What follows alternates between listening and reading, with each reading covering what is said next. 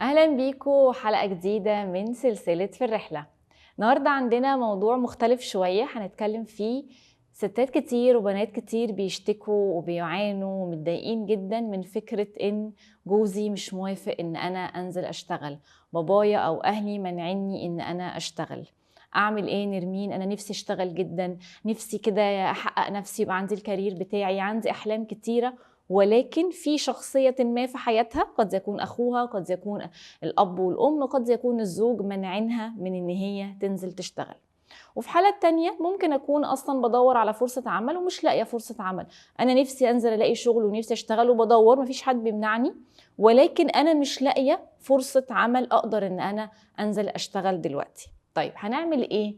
تعالوا كده ناخد 5 خطوات هنعملهم النهاردة. ولكن قبل ما نقول ال5 خطوات، ال5 خطوات دول هيبقوا شكلهم غريب شويه كده، ما تسمعوا تحسوا ان هم ايه ده، مش ده اللي احنا متوقعين نسمعه.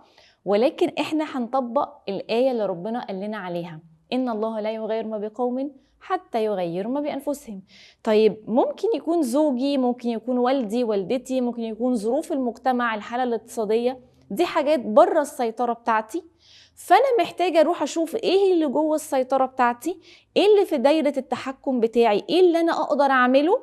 فلما انا اعمله وانا اغيره، وعد ربنا حق، في تغيير ما هيحصل في حياتي. يعني انا مش بوعدك انك لو عملتي ال5 خطوات دول هتنزلي تشتغلي خالص. انا بقولك ان ال5 خطوات دول انت هتكوني حققتي الجزء اللي يخصك من هذه الآية وهذه القاعدة. في إن شاء الله بإذنك يا رب، ده وعد ربنا مش كلامي، تغيير ما هيحصل في حياتك. إيه هو؟ أنا معرفش. ابقوا بعتوا لنا بقى إيه في التعليقات وقولوا لنا إيه اللي حصل لما عملتوا ال5 خطوات. طيب أول خطوة، مهم جدا أسأل نفسي: هو أنا عايزة أنزل أشتغل ليه؟ يعني مهم جدا جدا جدا أبقى أنا واضحة وصادقة مع نفسي. أنا رغبتي وتمسكي قوي ان انا انزل اشتغل عشان خاطر ايه؟ عايزه يا نرمين احقق ذاتي، عايزه اثبت ان انا حد كويس، عشان عايزه استقرار مادي، عشان انا مش حاسه بالامان مع زوجي، عشان انا عايزه اكون عندي حريه ماليه. ممكن يكون عشان يا نرمين انا ذكيه وعندي قدرات، مستخسره التعليم اللي اهلي علموهولي، مستخسره ان انا عندي حاجات حلوه اقدر اعملها واقدمها، وهو كبتني كده ومقعدني في البيت رغم ان انا ممكن اعمل حاجات كتير قوي حلوه. ممكن يكون رغبتك انك تنزلي انك زهقانه، نرمين زهقانه واتخنقت من قعده البيت، عايزه بقى اشوف ناس، عايزه اتواصل مع ناس، عايزه اي تجارب جديده. مهم قوي تحددي في اول خطوه انت عايزه تنزلي تشتغلي ليه. طيب الخطوه الثانيه، عايزه من حضرتك تبتدي تعملي عمليه تعديل للنيه بتاعتك. احنا اتفقنا قبل كده وربنا والقرآن علمنا ان احنا هنا كل حياتنا زي ما قلنا: قل إن صلاتي ونسكي ومحياي ومماتي لله رب العالمين. وقلنا ان احنا بنحاول كلنا نجاهد نفسنا ان نحول كل فعل مهما كان صغير او كبير، نيتنا الاولى تكون لله رب العالمين. احنا بشر طبعا عندنا نوايا دنيويه وكلنا عايزين حاجات كتير للدنيا ولنفسنا ولولادنا ولحياتنا، بس لازم رقم 1 في النوايا بتاعتنا تكون حاجه لله رب العالمين. طيب هبتدي هنا اعمل تعديل للنية بتاعتي. يعني بدل ما انا كنت عايزة انزل اشتغل عشان عايزة احقق ذاتي، فاكرين لما اتكلمنا في حلقة رضا الناس والناس اللي بتمشي ورا انها ترضي الناس، لما قلنا ان عين ربنا شايفانا، وان احنا نيتنا اصلا ان احنا نشكر ربنا، وان احنا نوري ربنا مننا حاجة حلوة، وان انا لما بأتقن وبأحسن في العمل عشان اوريك يا رب اهو، اشكرك على المكانة اللي اديتهالي، مش عشان ارضي الناس، مش عشان الناس تشوفني حد كويس، عشان عيون ربنا تبقى راضية عني وتشوفني حد كويس.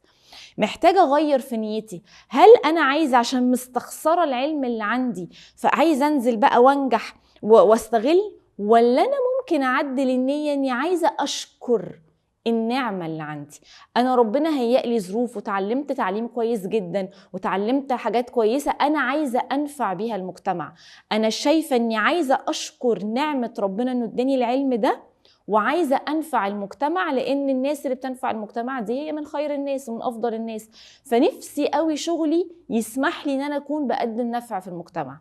قد يكون الاستقرار المادي أو الفلوس، أيوة نفسي يبقى معايا فلوس، وده طبعا كلنا بنشتغل عايزين فلوس، ولكن في جزء من جوايا قد يكون كل واحد بقى يحط نية: نفسي قوي أكون قادره ان انا اعمل زكاه، نفسي قوي ان انا يبقى عندي قدره اعمل اعمال خير معينه، نفسي قوي انفقه مما جعلكم مستخلفين فيه، يبقى معايا فلوسي ومعايا مرتبي اقدر ان انا انفق في سبيل ربنا، اقدر اتصدق، اعمل اعمال خير. لازم ادور على نيه. قد اكون مش عايزه يا رب اضيع وقتي يا رب ووقت فراغي وانا نايمه وانا في اللهو واللعب وقاعده طول النهار بسكرول سوشيال ميديا من مسلسل لفيلم لنزول لخروج لطلوع. لا، انا حاسه ان الشغل هيديني معنى، هيخليني بعمل نفع في المجتمع، فانا مش عايزه يا رب حياتي تكون رايحه في اللعب وفراغ واللهو وحاجه مش مفيده. أنا عايزة أعمل حاجة مفيدة. يبقى حاولي تحطي نية، النية دي لله رب العالمين. مع العلم تاني هتفضل عندك نوايا تخصك، احنا بشر. خطوة رقم 3، هبتدي أحمل النية دي. يعني إيه؟ أول ما هتقولي النية دي هتحسي إن أنت مش بضحك على نفسي، أنا بضحك على ربنا، بس مش ده اللي أنا عايزاه، بس أنا مش حاسة كده، أنا بقول كده عشان نرمين قالت كده، بس أنت مش مستشعرة اللي أنت بتقوليه، وده طبيعي جدا. عارفين يا جماعه لما بنيجي مثلا نشتري اي تطبيق كده، خلاص بتشتريه دن، خلاص اشتريتيه خلاص تمام، ولا بيبتدي يطلع لك دايره تحميل الملف، تحميل التطبيق. انت خلاص اشتريتي الفكره، ايوه فعلا انا ناويه يبقى عندي نيه لله رب العالمين في شغلي، رقم 2 الامان المادي او 3 او 4، بس رقم 1 شغلي ده اللي هياخد من عمري 8-10 ساعات لازم يكون لله رب العالمين. هاخد وقت زي ما نقول عشان احمل الفكره جوايا، عشان اشربها. فمحتاجه كل يوم اجدد النيه وافضل بقولها لنفسي، واقول نويت ان انا اشتغل علشان اعمل كذا كذا كذا، نويت يا رب ان انا اشتغل او لو لقيت فرصه عمل علشان احقق الحاجه الفلانيه. فرقم 3 هفضل اكرر كتير النيه بتاعتي. رقم 4، ودي بقى الخطوه المهمه جدا جدا جدا، اني لازم اوري ربنا صدق نيتي. طب هوري ربنا صدق نيتي زي ما انا ما اشتغلتش يا نرمين؟ ايوه، عشان كده هنا بقى الحياه بتورينا صدق النيه مع المرونه. يعني ايه؟ والخطوه دي بنوري ربنا صدق النيه وفي نفس الوقت بنحمل الفكره جوانا. طب انا قلت ان انا عايزه انزل اشتغل عشان ما اقضيش وقتي بقى في اللهو واللعب والفراغ، والشيطان هو بيبقى صديقي في الفراغ وبعمل حاجات مش كويسه. طب ما انا ممكن انزل اشتغل، بس ممكن الى ان الاقي الشغل، طب ما انا ممكن ابتدي احط برنامج لنفسي اعمل حاجات مفيدة ليومي، والحاجات دي ترضي ربنا وتنفعني في اخرتي الى ان يشاء الله ان انا اشتغل. ممكن ابتدي اتعلم واخد كورس جديد، ممكن ابتدي ان انا اقرر احفظ قرآن، اقرر ان انا اتدبر، ابتدي ان انا اعمل مثلا اي حاجة مفيدة، اتطوع في اي حاجة خيرية، حاجة في المجتمع فيها نفع. فالله، طب ما انا هنا استغليت وقتي اهو ووريت ربنا ان انا من النهارده لا، انا مش هضيع وقتي في حاجه مش مفيده. فمش حاطه عدم وجود الشغل شماعه خلاص ينزل اشتغل، يا خلاص بقى انا هفضل نايمه وهفضل بعمل وبعمل وبعمل وبعمل. لا يا رب، انا صادقه ان انا وقتي ده غالي عليا وهو عمري عايزه اعمل فيه حاجه تكون مفيده.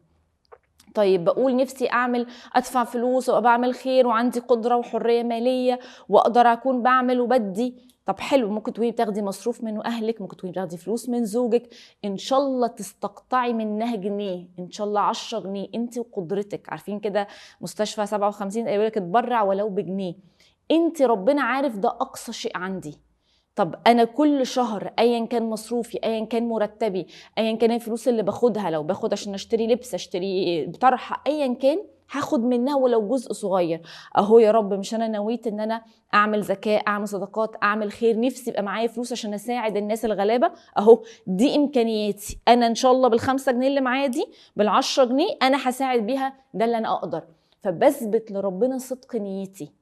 طيب ممكن ادور على افكار تانية غير الشغل. يعني انت عندك علم، العلم ده نفسك تنفعي بيه، انت ممكن تفتحي صفحة على السوشيال ميديا وتبتدي تنشري العلم ده من غير ما اشتغل. ايوه يا نرمين، بس جوزي مش موافق ان انا ابقى عندي سوشيال ميديا واتصور واطلع واعمل. في دلوقتي مليون الف فكرة. انت ممكن تعملي فويس اوفر، ممكن تنزلي حاجات مكتوبة، ممكن تنزليها وانت مش باينة اصلا، والناس اللي بتبقى مثلا بتصور او بتجيب مثلا فنجان القهوه وتعمل وبتقول المعلومه وهي بتقولها. ممكن تفكري في طرق كتير ممكن تحطي بيها النفع ده من غير ما اكون اشتغلت.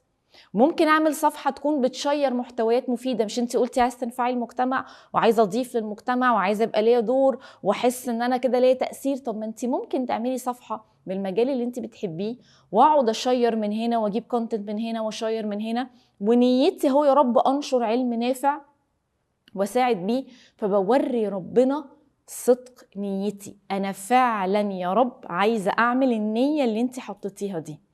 فالخطوه دي هتقعدي تعمليها الى ان يشاء، يعني هنفضل في المرحله دي الحته اللي جوه ايديا واللي جوه السيطره بتاعتي.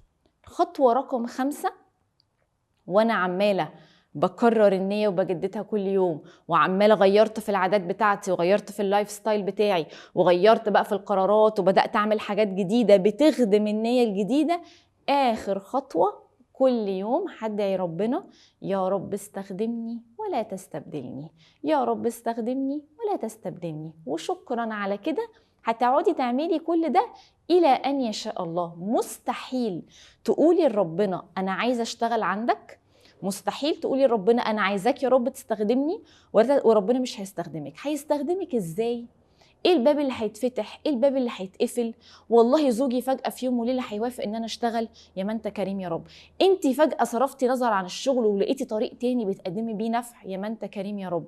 اتفتح لك باب من حيث لا نحتسب. زي ما قلت لكم بقى، لما تطبقوا الخطوات دي ابهرونا وابعتوا لنا كده ايه قصصكم الحلوة وايه اللي حصل معاكم من تغيير، ومن كده ان شاء الله اقدار حلوة تتغير في حياتكم.